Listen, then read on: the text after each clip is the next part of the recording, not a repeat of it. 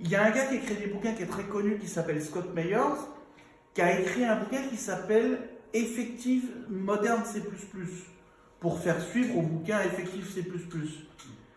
Il est chez O'Reilly, le bouquin, et c'est Duno et Werol qui l'ont traduit. Il a fait 150 pages sur la mouffe sémantique. Bon, j'en ai pris un feuillet pour François pour programmer, mais c'est incompréhensible. Parce qu'il vous explique que la mouffe sémantique, c'est dangereux dans ce cas-là, dangereux dans ce cas-là. Il n'y a que des inconvénients. Donc laissez la mouffe sémantique aux gens qui font la STL parce qu'ils nous font des containers qui, que créés en local, nous les ramènent dans le scope à nous. Mais ne vous embarquez pas là-dedans, vous allez vous prendre le chou. C'est gagné d'avance. J'ai essayé de faire des samples Hello World avec 3 objets qui se battent en duel, je m'en sortais pas. Donc, je suis pas forcément très doué, mais j'ai mes petites habitudes. Et si j'y arrive pas rapidement, c'est qu'à un moment donné, il y a des trucs, j'ai bon, bah, ok, il faut. C'est comme les templates, on pense que c'est facile, bon. Il faut de l'expérience, donc faites-vous votre propre expérience. Alors, la mouffe sémantique vient aussi avec quelque chose qui s'appelle le perfect forwarding. Le perfect forwarding, c'est quelque chose qui est associé à l'opérateur @ee. Si on prend la doc sur le std forward, donc moi je suis un vieux de la vieille, j'installe la doc en offline, et donc elle marche bien. Vous voyez qu'on est sur WinJS, ça prouve que les gens qui font la doc offline l'utilisent au jour le jour. On est obligé d'aller sur l'index, de faire forward, et des fois il va sur le web après. Voilà. Alors, forward. Conditionally cast its argument to an R-value reference. Si l'argument est une R-value reference, and R restores the R-valueness of argument for one. Bon, j'ai rien compris. J'ai rien compris. Si on regarde tout ça, c'est qu'en fait, la mouffe sémantique et le perfect forwarding font une distinction entre ce qu'il y a à droite du égal et ce qu'il y a à gauche du égal. Et on peut récupérer son état à un moment donné. C'est ce que moi j'en ai compris.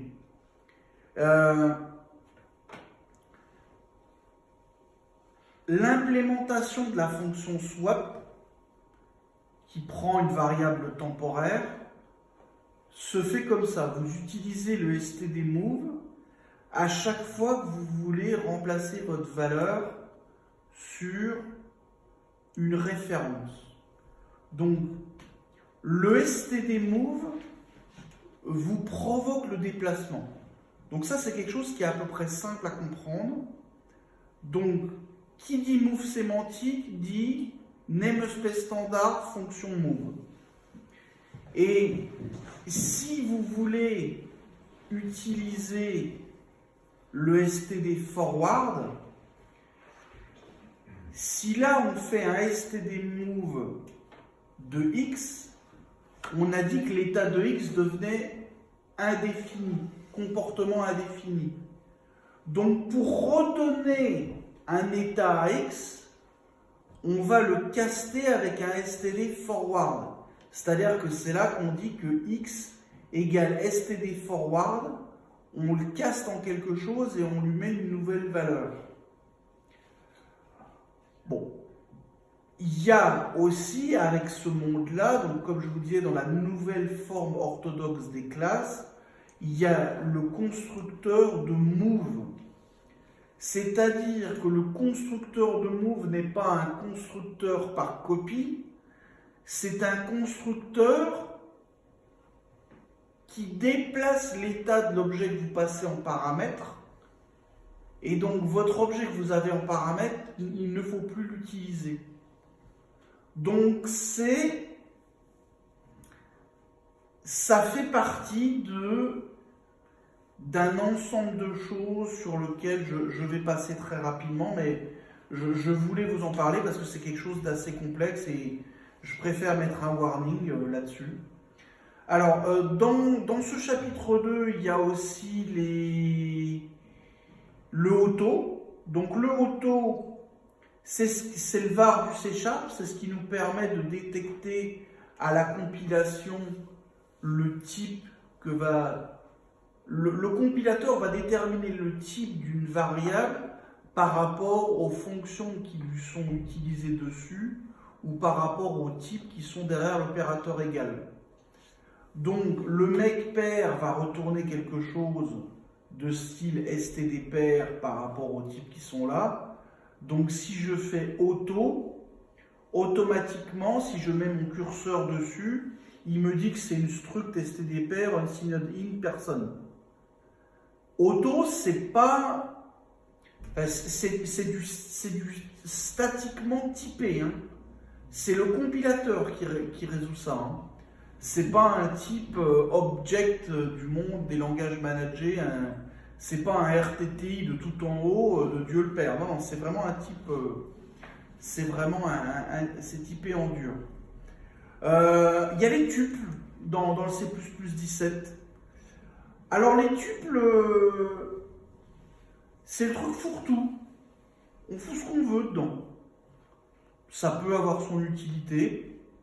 Et vous faites un get comme un template et vous demandez le numéro de l'item dans le tuple. C'est sympa. Il y a aussi la notion de std byte. Donc pour le byte, vous n'êtes plus obligé de faire un petit unsigned short ou un petit int. Vous avez le byte. C'est bien sympa.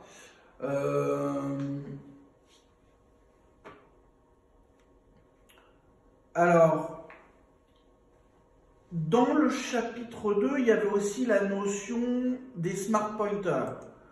En C++ moderne, si possible,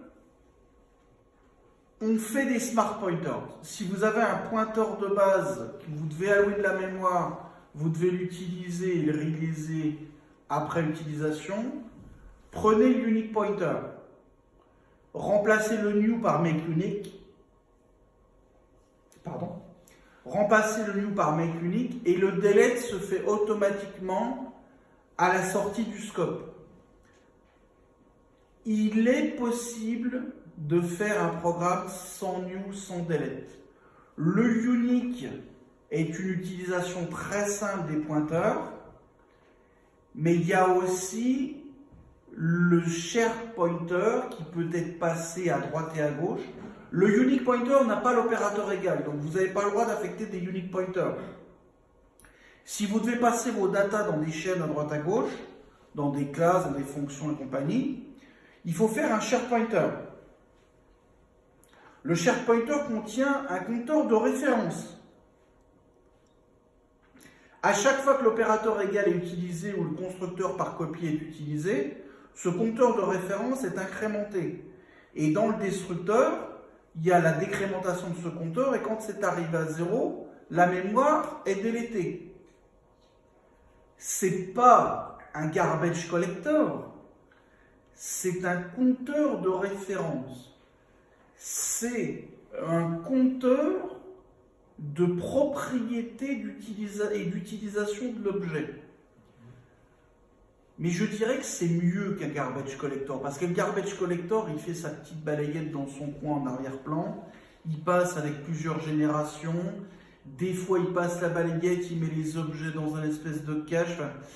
Là, on prend quelque chose, on alloue de la mémoire avec makeUnique ou makeShared, on passe ces objets en paramètres, on les utilise plusieurs fois, ils sont incrémentés, on sort du scope, ils sont décrémentés, et le dernier qui est révisé révise la mémoire. C'est plus efficace qu'un garbage collector parce qu'il n'y a pas de thread dans l'arrière-plan. C'est très léger et ça permet d'éviter de faire les deletes. Donc on reprend notre revanche sur les langages managés qui nous ont dit que C++ était unsafe parce qu'il y avait des pointeurs. Nous, on a mieux que ça. on a les smart pointers.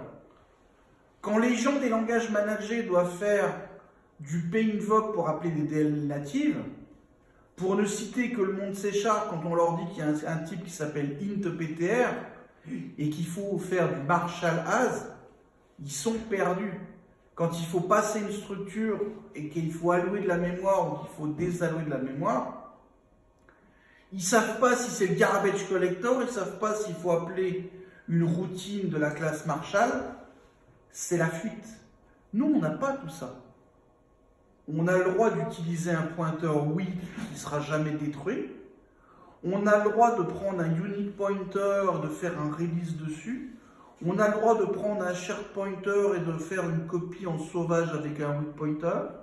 On a le droit de passer tout ça en paramètres et de ne pas se soucier de comment ça va être alloué et désalloué.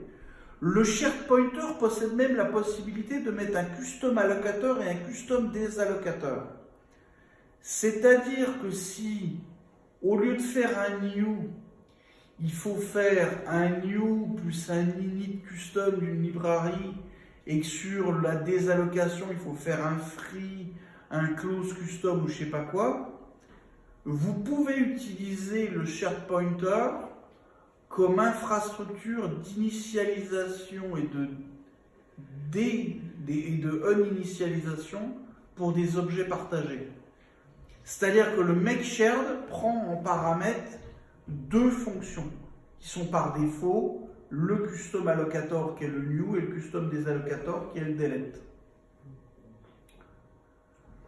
Voilà le fameux shared pointer. Shared pointer égale make shared, c'est comme ça qu'on crée un objet. Et ensuite, il y a la notion de weak pointer qui permet de récupérer le pointeur pour en faire quelque chose sans décrémenter ou incrémenter le compteur.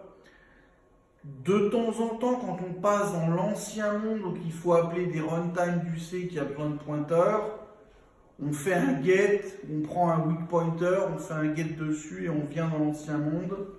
Ça marche aussi.